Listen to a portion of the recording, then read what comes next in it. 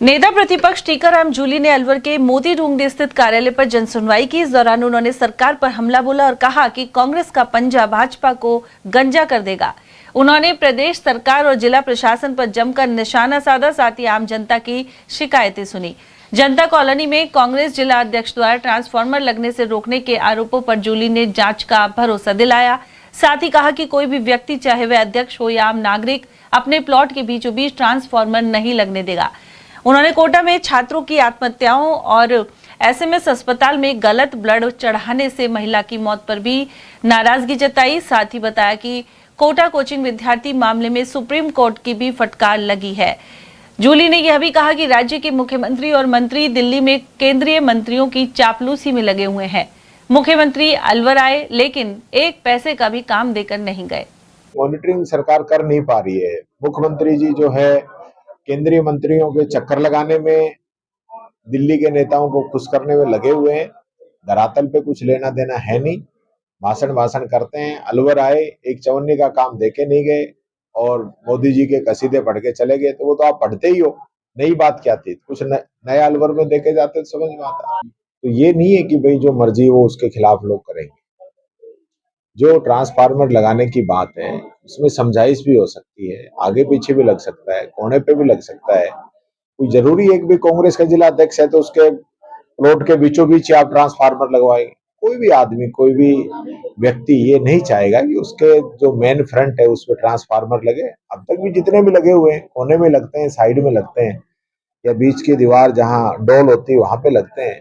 तो इस प्रकार से करना चाहिए। ये तानाशाही जो भारतीय जनता पार्टी के पार्षद और वो लोग कर रहे हैं, जनता को बीच में लेके जनता का गलत फायदा उठा रहे हैं, ये नहीं होना चाहिए। ये कोई पहला मौका नहीं है। ऐसे लगातार ट्रांसफार्मर लग रहे हैं, ऐसे तो फिर हर आदमी तो रोकने लग जाएगा, हर आदमी टोकने लग जाएगा। कोई भी हर आदमी के आप गेट के बाहर लगा दोगे तो ये तो नहीं होना चाहिए। ट्रांसफार्मर तो कहीं ना कहीं लगते ही हैं। हाँ तो लगे ना, तो मैं मना थोड़ी कर रहा हूँ, ट्रांसफार्मर की मनाही नहीं है। लेकिन ट्रांसफार्मर की जो जगह चिन्हित की जाए वो ऐसी की जाए कि अगले का किसी का प्लॉट भी खराब नहीं हो। हर प्रकार का माफिया, चाहे वो बजरी माफिया हो, खनन माफिया हो, भू माफिया हो और ये वसूली माफिया हो, ये और नया चल गया। ये सब लोग लग रहे हैं, लगातार इनके वीडियोस वायरल हो रहे हैं, जनता के बीच में बार बार ये सारी चीजें आ रही है। ये बात मैं कहना चाहूंगा, भ्रष्टाचार पे सरकार लगाम लगाए, ये बात। सरकार तो लगाम लगाएगी, एसीबी के ये अधिकारी अब ट्रैप हो रहे हैं। पूरा कुएं में भांग उड़ रही है, सारे लोग लगे पड़े हैं, कोई पूछने वाला ही नहीं है, कोई धनी दौरी तो है नहीं।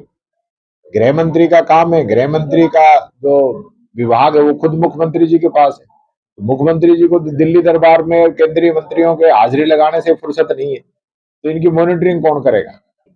अभी सुप्रीम कोर्ट के अंदर सरकार को फटकार लगी है कि यहाँ कोचिंग के अंदर बच्चे सुसाइड क्यों कर रहे हैं। मैंने विधानसभा में भी कहा था कि इन लोगों की प्राथमिकता कोचिंग संस्थान है, न कि बच्चे और अभिभावक। ये लोग उनसे मिले हुए हैं, इसलिए कोई ठोस कानून बनाना नहीं चाहते हैं।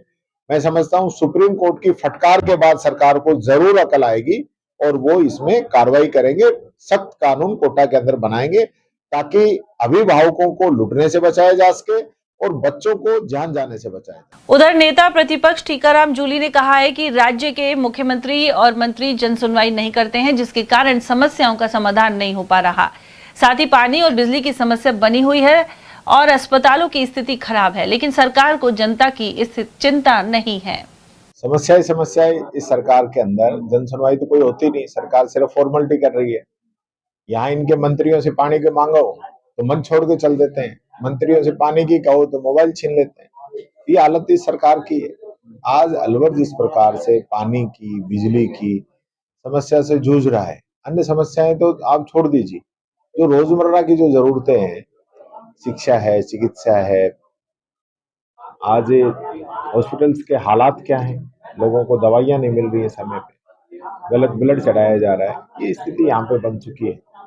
एजुकेशन की हम बात करें तो महात्मा गांधी शिक्षकों को लगना था, पूरा एक सत्र निकल गया। नुकसान किसका हुआ? बच्चों का।